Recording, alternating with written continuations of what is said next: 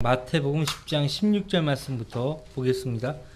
예수님께서 12 사도들에게 더러운 영들을 쫓아낼 수 있는 권세와 모든 병, 모든 허약함을 치유하는 권세를 주셨다고 말씀하고 있고요. 사도들에게만 이 권세를 주신 겁니다. 사도가 아닌 사람들은 이 권세가 없어요. 왕국 복음을 믿게 할 목적으로 이 권세를 하나님께서 주신 것입니다. 지금 하나님의 종들에게 주신 권세는 이런 권세가 아니고 영적인 권세인데, 하나님 말씀으로 하나님의 양무리들을 섬기라고 주신 권세입니다. 말씀으로 섬기라고 주신 권세 외에는 어떤 권세도 하나님이 주지 않으셨습니다. 자, 12 사도들에게 명령하시죠. 16절, 보라 내가 너희를 보내는 것이 마치 양을 이리들 가운데로 보냄과 같도다. 이리들이 찾는 것이 양인데요, 이리들의 먹잇감으로 보내시겠다고 말씀하고 있습니다. 그러므로 너희는 뱀처럼 지혜롭고 비둘기처럼 순수하라. 마태복음 10장 16절 말씀이에요. 두 부류의 짐승이 나오는데 대비되죠. 양과 비둘기, 또 이리들과 뱀. 하나님이 인도하시는 천국과 사탄의 왕국과의 싸움이라는 것이에요. 물론 여기서 양은 이스라엘 백성을 가리키죠. 너희를 마치 양을 이리들 가운데로 보낸것 같도다. 구약 성경에서 양이라고 하면요, 항상 이스라엘 백성을 가리킵니다. 근데 양이 진짜 양처럼 행동을 하게 되면 어떻게 될까요? 먹히게 되는 거예요. 그래서 뱀처럼 슬기롭고 비둘기처럼 순수하라고 예수님께서 명령하시고 계세요. 전략과 재치와 수완 등을 재빠르게 사용해서 이리들의 먹이감이 되지 말라, 그렇게 말씀하신 거예요. 여러분들, 호랑이 굴에 들어가도 살아남을 수 있는 방법이 뭐죠? 정신만 똑바로 차리면 살아남는다. 옛날 어르신들이 그렇게 말씀을 하시잖아요. 그렇죠? 비둘기가 의미하는 것이 뭘까요? 순수함이에요. 성경에서 순수하다, 단순하다, 타협하지 않는 믿음을 가리킵니다. 그러나 사람들을 조심하라. 이는 그들이 너희를 공회들에 넘겨주겠고 또 그들의 회당들에서 너희를 매질할 것입니다. 근데 실제 이대로 사도들이 이렇게 처분을 받았다는 기록은 없어요. 모든 사도가 이런 처분을 받지 않았거든요. 성경에서 공회하면은 항상 하나님 말씀을 짓밟고 성경대로 믿는 사람들을 박해하는 종교 지도자들의 모임이에요. 긍정적으로 사용된 예가 한 번도 없어요. 성경에서 공회가. 여러분들 뭐 니케아 공회 막 들어보셨죠? 바티칸 뭐 제1차 공회, 제2차 공회 들어보셨을 거예요. 공회에서 하는 것이 뭐예요? 성경대로 믿는 사람들을 저주하는 거예요. 트렌트 공회 들어보셨죠? 트렌트 공회. 가톨릭이 믿는 신앙과 다르게 가르치는 모든 자는 저주한다는 공회예요. 회의를 했는데 그 회의의 결과가 그거예요. 가톨릭이 신앙과 반대되는 모든 가르침을 저주한다. 가톨릭이 저주한다고 저주받나요? 성경대로 믿는 사람들은 단 한 번도 공회를 소집하거나 공회의 결정을 따른 적이 없어요. 교회사를 보세요. 없어요. 반성경적인 이단 무리들이 이 공회를 소집해서 성경대로 믿는 사람들을 박해했던 것이에요. 여기 28절, 또 너희들이 나로 인하여 총독들과 왕들 앞에 불려가서 그들과 이방인들에게 증거하리라. 역시 모든 사도가 다 총독들 앞에 선 적이 없었고 왕들 앞에 섰다는 기록이 없어요. 그러면 이 마태복음의 말씀들이 사도들 당시에 해당이 안 됐다면 또 언제 이 말씀들이 해당이 된다는 얘기잖아요. 대환란 때예요. 대환란 때. 마태복음 6장에 있는 내용이나 이런 말씀들 보면 전부 교회 시대의 성도들과는 동떨어진 말씀들이에요. 일용할 양식을 놓고 기도한 적 없잖아요. 음식을 놓고 감사해서 하나님께 감사하다고 기도한 적은 많지만 일용할 양식을 달라고 기도하는 예는 거의 없단 말이에요. 일용할 양식을 얻고 기도하는 사람들은 노숙자들 뿐이죠. 대환란 때는 짐승의 표를 받지 않는 유대인 성도들은요, 하나님의 초자연적인 공급을 받아야 돼요. 옛날 그 옛 조상들이 광야에서 하나님의 공급을 받아 살았듯이 똑같이 대환란 때에도 환란을 통과하는 유대인 성도들이 그렇게 공급을 받게 돼 있다고. 그들에게 그 기도가 필요한 것이에요. 사도 바울은요, 총독들과 왕들 앞에 섰잖아요. 사도 바울만 그래요. 여기 12사도들 가운데 사도 바울은 없단 말이죠. 나중에 사도가 된 사람이죠. 그러니까 언제 공회들에 넘겨지고 회당들에서 매제당하고 총독들과 왕들 앞에 불려가지고 그들과 이방인들에게 증거를 하는가? 그러니까 대환란 때예요. 대환란 때. 대환란 때 유대인 성도들이. 그래서 환란을 통과하는 유대인 성도들, 그들도 예수님과 더불어 천년간 통치하지만은 천년왕국 때요, 12보좌가 있어요. 여러분들 이거 나중에 배우겠지만 마태복음 19장 보세요. 예수님이 12제자들에게 하신 말씀이에요. 마태복음 19장 28절. 예수께서 그들에게 말씀하시기를 진실로 내가 너희에게 말하노니 나를 따르는 너희들은 인자가 자기 영광의 보좌에 앉을 새 세대에, 언제인가요? 천년왕국 때예요. 너희도 12보좌에 앉아 이스라엘 12지파를 심판하리라. 12사도들은요 12보좌에 앉습니다. 여기서 예수님 배반해서 자살한 유다 이스카리옷은 죽어서 자기 거처로 갔다고 사도행전 1장에서 말하고 있잖아요. 유다 이스카리옷 말고 누가 뽑혔어요? 마티아. 그리고 그 뒤에 보면 사도행전 기록 보면 여러 명의 사도들이 더 뽑혔어요. 그 가운데 한 사람이 바나바도 있고 바울도 있고 그런 것이에요. 12보좌에 앉아서 이스라엘 12지파를 심판하리라, 그렇게 말씀하고 있습니다. 천년왕국 때예요. 자, 다시 마태복음 10장에 돌아오셔서, 그래서 이 말씀이 당대 12사도들에게 이루어지지 않았다면 언제 이루어질 것인가? 그러니까 대환란 때 환란 성도 유대인들을 통해서 이루어진다는 것이죠. 물론 그들이 사도가 아닐지라도 그 환란 유대인 성도들이 계시록 보면 14만 4천 명이거든요. 그 14만 4천 명이 하나같이 주님을 증거하다가 목배임 당해요. 신천지가 아니에요. 지금 뭐 짐승의 시대가 아니잖아요. 목배임도 안 당하잖아요. 근데 자기들이 14만 4천 명이라고 우겨대요. 또 한 부류가 있어요. 여호와 증인. 여호와 증인들도 자기들을 14만 4천 명이라고 해요. 비유적인 것이 아니고 실제 환란 유대인 성도들이 14만 4천 명이 되는 거예요.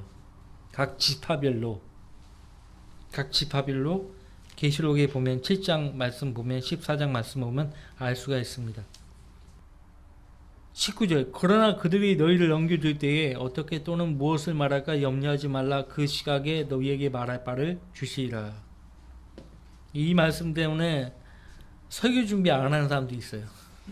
말씀만 들고 강단에 올라가면 주님이 주신다. 그건 믿음이 아니에요. 사람의 머리는 최근 자기가 활용했던 그 단어, 최근에 자기가 경험했던 체험들, 자기의 감정과 느낌, 자기의 생각들, 그런 것들을 말로 표현하게 돼 있거든요. 우리가 하나님 말씀을, 기록된 하나님 말씀을 전하는 것이지 나의 체험, 나의 감정, 나의 느낌, 나의 생각, 이런 것들을 전하면 됩니까? 이 신성한 강단에서 급박한 상황이에요. 왕들과 총독들 앞에 불려간 상태인데 언제 성경을 준비해요? 말씀을 준비해요. 너희를 넘겨줄 때에 어떻게 또는 무엇을 말할까 염려하지 말라. 그 시각에 너희에게 말할 바를 주시리라. 대비돼요. 자, 베드로전서 보세요. 지금은 대환란이 아니에요. 지금은 대환란이 아니에요. 베드로전서 3장 보세요.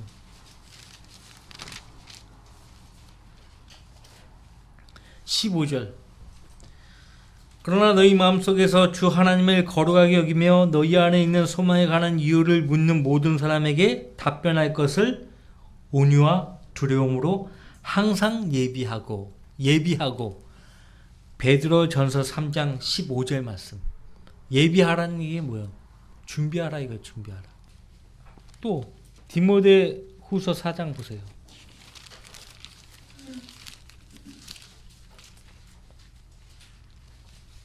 디모데후서 4장 2절. 너는 말씀에 전파하라. 때를 얻든지 못 얻든지 항상 뭐요? 대비하라. 다른 말로 예비하라, 준비하라 이거예요. 언제 어떻게 말씀을 전할 수 있으니까 전할 말씀을 항상 준비하고 있으라 이 말이에요. 골로새서 4장 보세요.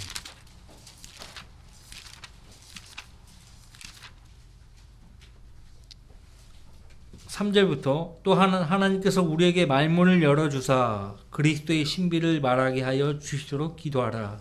이로 인하여 내가 메인바 되었나니 이는 내가 마땅히 해야 할 말을 하여 신비를 나타내려 함이라. 외부 사람들에게는 구원받지 않은 세상 죄인들에게는 지혜로 행하여 시간을 사서 얻으라. 너희의 말이 항상 은혜와 더불어 있게 하고 소금으로 맛을 내듯 하라. 이는 각 사람에게 어떻게 대답해야 하는가를 알게 하려는 것이라. 너희의 말이 항상 은혜와 더불어 있게 하고 소금으로 맛을 내듯 하라. 이러려면 준비해야 돼요. 준비. 서기관이자 제사장이었던 에스라가 백성들에게 하나님 말씀을 전하기 전에 어떻게 했어요? 마음으로 말씀을 준비했다고 했어요. 에스라서 7장 10절에 에스라가 주의 율법을 찾고 그것을 행하고, 그러니까 율법을 찾고 자기가 이제 본을 보인 거죠. 실제 그렇게 행하고 규례들과 명령들을 이스라엘에게 가르칠 것을 어떻게 했다고요? 마음으로 준비하였더라. 마음으로 그러니까 마음으로 준비한 것을 말하는 것이에요. 준비하지 않고는 말할 수 없다니까요. 준비를 해야 돼요. 지금 근데 마태복음 10장의 이 상황은 굉장히 급박한 상황이에요. 의도치 않은 상황이거든요. 의도치 않은 상황. 염려하지 말라. 그 시각에 너희에게 말할 바를 주시리라. 말을 하는 이는 너희가 아니라 너희 안에서 말씀하시는 너희 아버지의 영이시니라. 21절. 또 형제가 형제를 아비가 자식을 죽음에 내어주며. 실제 지금 그렇게 안 하잖아요. 형제가 형제를 죽음에 내어주고 아비가 자식을 죽음에 내어주고 자식들이 부모를 대적하고 일어나 부모를 죽게 하리라. 사회 병리학적인 현상이죠. 있긴 있는데 그렇게 많지가 않죠. 만약에 이런 일이 발생하면 주변 사람들이 가만히 내버려 두지 않죠. 정인이 사건만 봐도 알 수 있잖아요. 남부 법원 앞에서 막 사람들이 죽여야 된다고 살인 구형시키라고 막 그렇게 됐잖아요. 사람들이 그거 허용 안 한다고요. 자식이 부모를 때려잡아 죽였다. 허용 안 해요. 주변 사람들이. 이 상황은 언제요? 대환란 때예요. 대환란 때. 22절. 또 너희는 내 이름으로 인하여 모든 사람들로부터 미움을 받을 것이라. 그러나 끝까지 견디는 자는 구원을 받으리라. 왜? 주님의 이름으로 인하여 모든 사람들로부터 미움을 받으리라. 누가? 물론 우리도 미움 받죠. 주님과 복음을 전파한다는 이유 때문에 미움을 받고 살아가는데 사실 사도들과 또 환난을 통과하는 유대인 성도들에 비하면 우리는 약하죠. 앞서간 믿음의 선배들에 비해도 우리는 정말 양반이에요. 우리가 받는 박해는 양반이에요. 환난 유대인 성도들은요, 주님을 증거하는 거예요. 누가 그들을 이끄는 것인가 하니까요, 두 증인이요. 계시록 11장에 보면 우리는 그 두 증인이 누군지 알고 있죠. 모세와 엘리야예요. 모세와 엘리야도요, 주님을 증거하다가 계시록 11장에 가면요, 죽는 거예요. 먼저 순교당하는 거예요. 그들이 앞장서서 유대인 환난 성도들을 이끌고 먼저 증거하다가 죽어요. 못배임 당해요. 그 환난 성도 유대인들도 그들의 본을 따라 끝까지 예수에 대한 믿음을 증거하고 하나님의 계명을 지키다가 못배임 당하죠. 그 계시록에 있는 모든 말씀을 교회 성도들에게 적용하려고 그러니까 이게 안 맞는 거예요. 그러니까 성도들은요, 구약 성도든 교회 시대의 성도든 환난 시대의 성도들은 어때요? 믿음에 있어서 투철하죠. 근데 그 환난 성도 유대인들에게 하신 말씀이에요. 그렇게 미움을 받을지라도 끝까지 견디면 구원을 받는다 이거예요. 끝까지. 여러분들과 저는 구원 받았어요, 안 받았어요? 받았죠. 환난을 통과하는 유대인 성도들은요, 믿음을 저버릴 수가 있어요. 믿음 저버리면 구원도 보장 못 받아요. 지금은 구원 보장 받잖아요. 그러니까 받으려면 지금 구원 받아야 돼요. 대환란 때 구원 받기도 어렵고 정말 어려워요. 유대인들은요, 철두철미하잖아요. 계명을 지키는데 철두철미하잖아요. 끝까지 견디는 자는 구원을 받으라. 이 제도화된 교회에서는 끝까지 견뎌야 구원받는다. 신앙생활 끝까지 지켜야 구원받는다. 이렇게 얘기하는데 이건 지금 성경을 일바로 공부하지 않았기 때문에 여기서 끝까지라는 것은 한 인생의 끝을 얘기하는 것이 아니고 한 기간의 끝을 얘기하는 것이에요. 한 기간의 끝이라면 어떤 기간이겠어요? 대환란 기간이에요. 대환란. 23절 사람들이 이 성읍에서 너희를 박해하면 다른 성읍으로 피하라. 물론 바울 사도도 루스트라 성읍에서 이렇게 피했죠. 진실로 내가 너희에게 말하노니 인자가 올 때까지 22절의 끝까지가 뭐예요? 23절에서 인자가 올 때까지예요. 성경은 스스로 해석합니다. 끝까지가 뭐라고요? 23절에서 인자가 올 때까지예요. 자, 여러분들 그 히브리서 9장을 보세요. 히브리서도 교회의 성도들에게 보내는 서신이 아니고 히브리인들에게 보내는 서신이기 때문에 물론 어떤 말씀들은 교회 시대의 성도인 우리에게 영적으로 적용할 수 있는 말씀들이 있죠. 9장 27절 28절 이왕 있는 거 26절 말씀부터 같이 읽어봐요. 그리하여 세상의 기초가 놓인 이래로 그가 여러 번 고난을 당하셨어야 될 것이지만 이제 그는 자신을 희생제물로 드려 죄를 없애려고 세상 끝에 한 번 나타나셨느니라. 한 번 죽는 것은 사람들에게 정해진 것이고 그 뒤에 심판이 정해진 것 같이 그리스도께서도 많은 사람의 죄들을 담당하시려고 한 번 드려주셨고 두 번째는 자기를 바란 자들을 구원에 이르게 하시려고 죄 없이 나타나시리라. 자, 많은 사람의 죄들을 담당하시려고 한 번 들어주셨던 때는 언제예요? 초림 때죠. 예수님 오셨을 때죠. 그 다음에 두 번째는 자기를 바란 자들을 구원에 이르게 하시려고 죄 없이 나타나실 때가 언제예요? 재림 때예요. 재림 때. 자, 구원에 이르게 하시려고. 이게 누구예요? 자기를 바란 자들. 우리예요? 교회 시대의 성도들? 우리 이미 구원 받았잖아요. 응? 누구예요? 히브리서의 수신자들이에요. 환난을 통과하는 유대인 성도들이에요. 신약 성경에 배열된 것만 봐도 알 수가 있죠.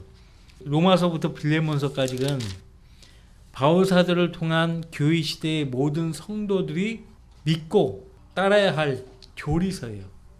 네? 교리서. 히브리서부터는 읽어보시면 차이가 나잖아요. 바울 서신과 차이가 난단 말이에요. 히브리서부터 계시록까지는요, 우리하고 좀 동떨어진 말씀들이 많이 나와요. 헷갈리는 말씀들이 나온단 말이에요. 이 히브리서부터는 환난을 통과하는 유대인 성도들을 위해서 주어진 말씀이라고 보시면 되는 거예요. 그렇게 이해하시면 되는 거예요. 환난 유대인 성도들은 예수님 믿어서 구원을 받았지만은 그 구원이 우리처럼 영원히 보장되는 거 아니에요. 짐승의 표를 받고 짐승에게 경배해버리면은 지옥 가는 거예요. 요한일서 5장 보세요.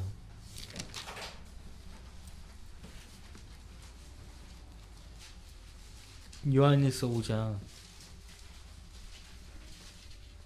16절. 누구든지 자기 형제가 사망에 이르지 아니하는 죄 짓는 것을 보거든 간구할지니. 요한일서 5장 16절. 그러면 하나님께서 사망에 이르는 죄를 짓지 아니하는 자들을 위하여 그에게 생명을 주시라. 사망에 이르지 아니하는 죄가 있고 사망에 이르는 죄가 있어요. 사망에 이르는 죄가 뭘까요? 모세오경에 의하면요, 우상 숭배의 죄는 사형죄에 해당돼요. 간음죄도 사형죄에 해당돼요. 그거는 희생죄가 없어요. 우상 숭배의 죄와 간음죄는 희생죄가 없어요. 그러니까 시편 51편에서 다윗이 간음죄를 저질러 놓고 하나님께 간곡히 매달린 거예요. 왜? 간음죄에 대한 희생죄가 없거든요. 희생죄가 없다는 얘기는 용서하지 않는다는 거예요. 사망에 이르는 죄가 있거니와 나는 그에게 그 죄를 위해 기도하라고 말하지 아니하노라.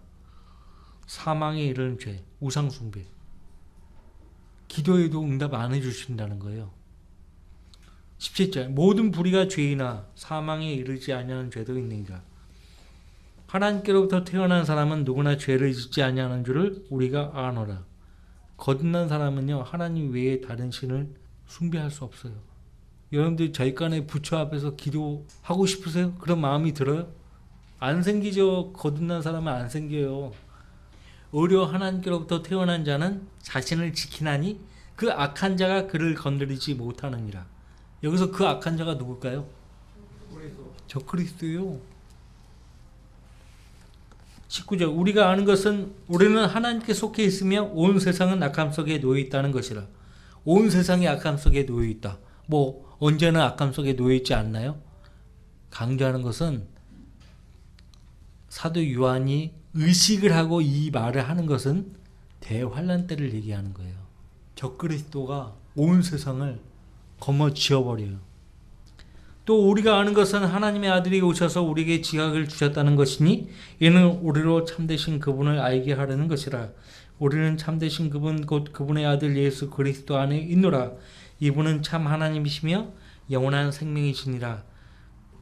어린 자녀들아 너희 자신을 우상들로부터 지키라. 아멘. 영적으로 가져올 수 있죠. 여러분들 우상을 숭배했어요. 보이는 우상만 있나요? 보이지 않는 우상들이 천지지. 돈을 사랑하는 것이 모든 악의 뿌리라고. 돈 자체가 아니에요. 돈을 사랑하는 것. 돈을 사랑해서 돈을 쫓아가는 것. 탐심은 우상 숭배라고 했어요. 사망이 이릅니까? 그러면 다 죽어야 돼요, 진짜. 여기 남아있지를 못해요. 그러니까 이 말은 요한일서에서 하시는 말씀은 대환란 때 유대인 성도들을 의식하고 하는 말이란 말이에요.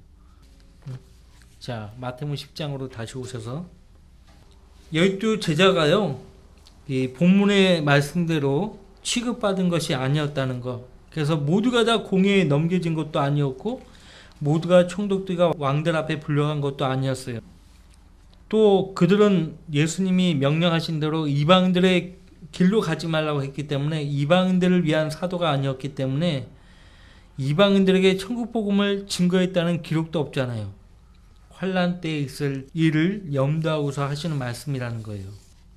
만약에 이 당시에 이 말씀하고 있는 이때에 유대인들이 예수님을 영접해 버렸어요. 그러면 교회 시대가 없는 거죠. 교회 시대가 없고 바로 예수님을 영접한 사람들이 예수님을 증거하다가 이런 처우를 받는 거예요. 그리고 교회 시대 없이 이런 처우를 받는 유대인들이 주님과 더불어 천년왕국 때 함께 통치하는 거예요. 이해되시겠죠? 이해되시겠죠? 예. 24절. 제자가 그 선생보다 종이 그 주인보다 높지 못하니라. 당연하죠. 당연한 건데. 근데 25절. 제자가 자기의 선생같이 되고 종이 그 주인같이 되면 그것으로 충분하니라. 그들이 그 집주인을 비엘세붑이라 불렀다면 그 집 가족들에게는 얼마나 더 심하게 하겠느냐. 열왕기하 1장 1, 2절 보시면은 에크론의 신으로 나와요. 에크론의 신. 비엘세불. 뭐냐면 파리들의 주란 뜻이에요. 파리들의 주. 예수님이 마귀들을 쫓아낼 때 바리새인들과 서기관들과 사두개인들이 예수님 비난할 때 마귀의 통치자를 힘입어 마귀를 쫓아낸다. 그렇게 비난했거든요. 마귀들의 통치자가 비엘세불이에요. 비엘세불. 그 집주인 예수님이에요. 그래서 예수님을 비엘세불이라 불렀다면 그 집 가족들에게는 얼마나 더 심하게 하겠느냐. 그러니까 예수님을 따른다는 이유 때문에 심하게 박해할 것이라는 말씀이에요.